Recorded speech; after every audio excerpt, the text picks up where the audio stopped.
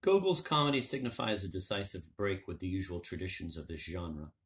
Apart from a few unimportant attempts at original treatment, the comedy plot as such had become firmly established in world literature. In spite of certain complications, two lovers find their way into the harbor of marriage. Quote, "How weak this plot is even in the very best writers of comedy," end of quote, Gogol wrote. Quote, "How empty these theater lovers are with their cardboard love," end of quote. Gogol considered such a plot to be stale and obsolete. Quote, "Everything in this world has long since changed. Nowadays, more dramatic tension is generated by attempts to attain an advantageous position, to distinguish oneself, to outshine another at any price, and to avenge oneself for neglect and for ridicule. Have not rank, capital, advantageous marriage now more electricity in them than love?"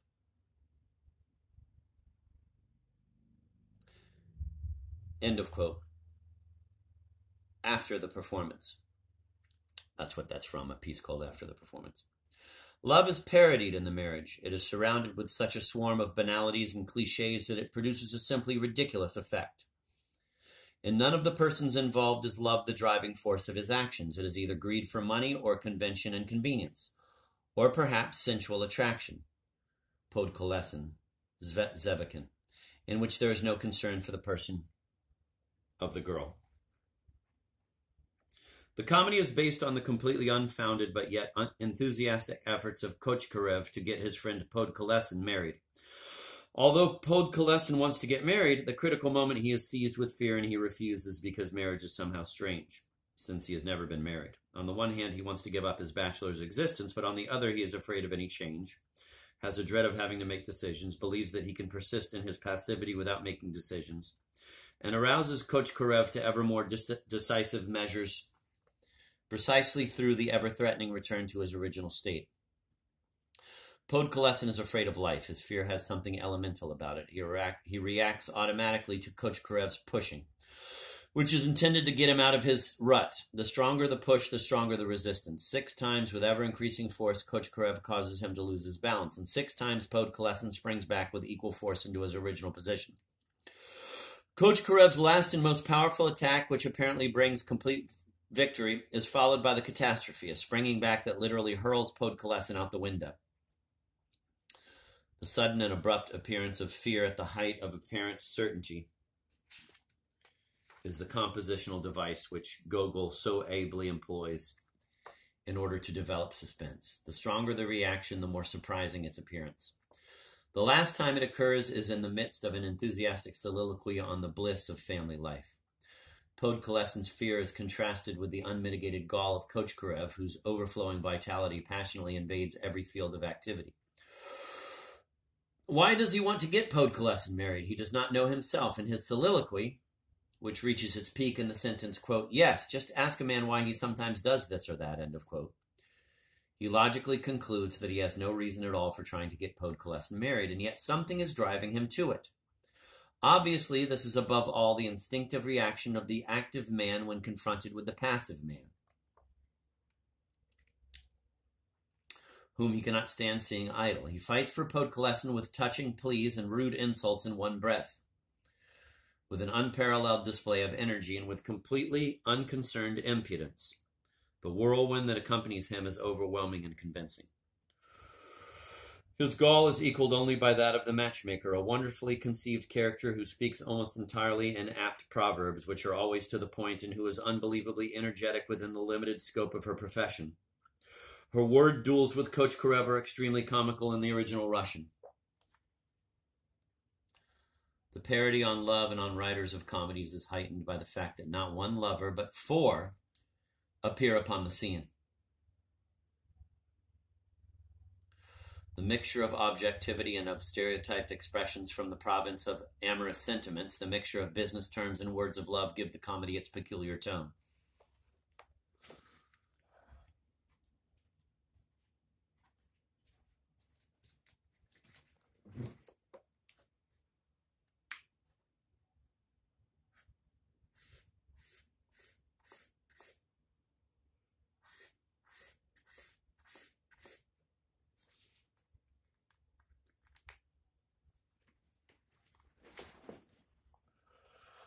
The rather exaggerated, bear-like Yachnitsa, who is only concerned with the dowry, is the only uncomplicated character among the suitors.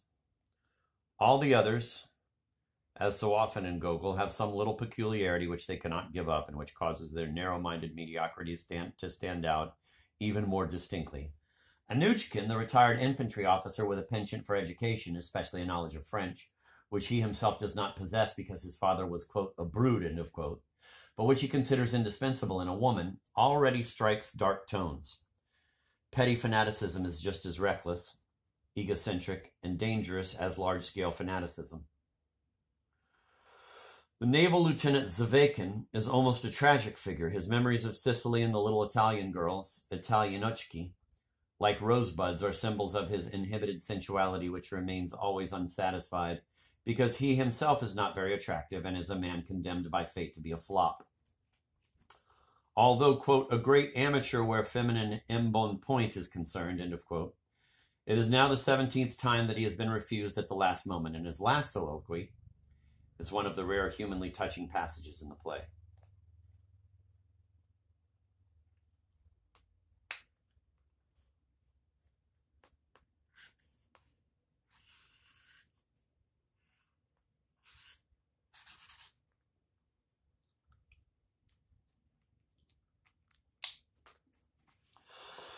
The heroine, Agafia Tikhonovna, is an ignorant little goose with no ideas of her own, ready to follow any advice, and Kochkarev has an easy time influencing her. She is firmly convinced only of the fact that she must get married, but it is a matter of indifference to her whom she marries, provided he is not a merchant. Since she herself comes from merchant circles, she considers such a match beneath her dignity. With her, there is no mention of love either, only individual parts of the bodies of the suitors please her, and she would very much like to join these parts together in order to obtain the ideal man.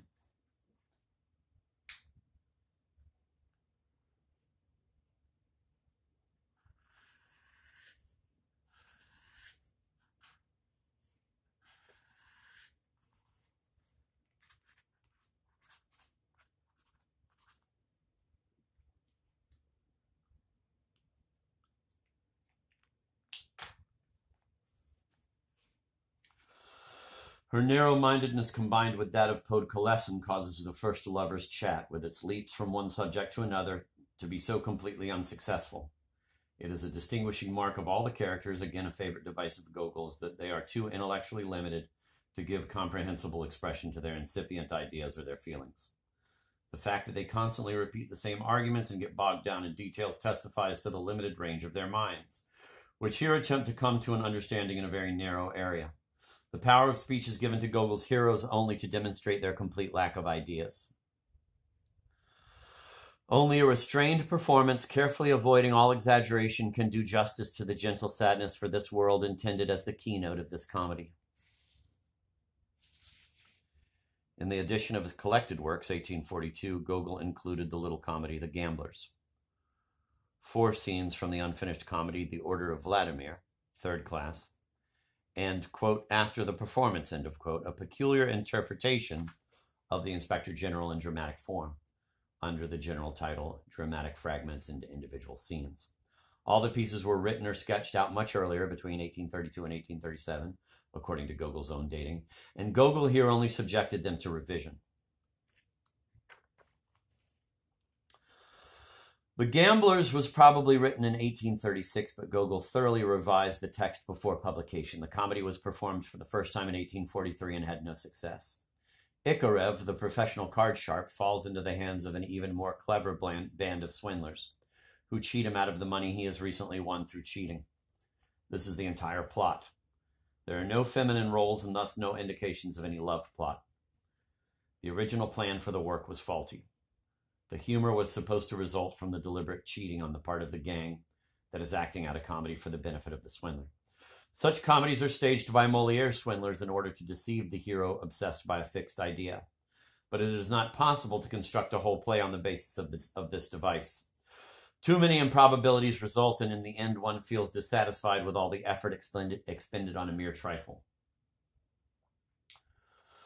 The unpremeditated and the improvised work best in Gogol's plays. Here, everything transpires for the purpose of deceiving the hero. The characters play prearranged roles, and the contents of these roles are perhaps humorous, but not the characters themselves, whom in 2 cases one does not get to know at all outside the roles they play within the swindler's plot.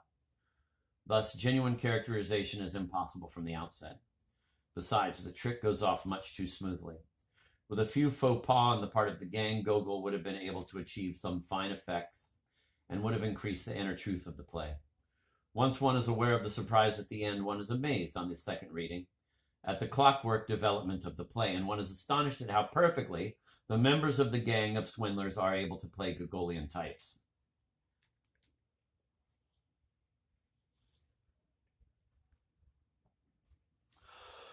Card playing as the mindless occupation of empty men is often employed by Gogol to characterize his world. The upright officials and the stupid officers, for example, spend their time at it, and the more carefree ones do not take the honesty associated with it at all seriously. The fact that Gogol here takes card playing as the theme of a separate comedy could perhaps be interpreted as a consequence of his new religious development. In the fragment that he had earlier abandoned, he could illustrate one of the most dangerous tricks of the petty devil. Some passages clearly reveal Gogol's new style, as, for example, Ikarev's maxim, "If a person loses himself for just a moment, then you can do anything with him." Or Shvokhnev's observations on the narrow-minded stubbornness of old people, who are firmly convinced that the bad luck that they had in some particular situation must befall everyone in the future in the same way. The position philosophy also crops up. The merchant thinks only of how he could get his daughter married to a general or how he could obtain a higher rank for his son, and this is what enables the swindlers to take advantage of him.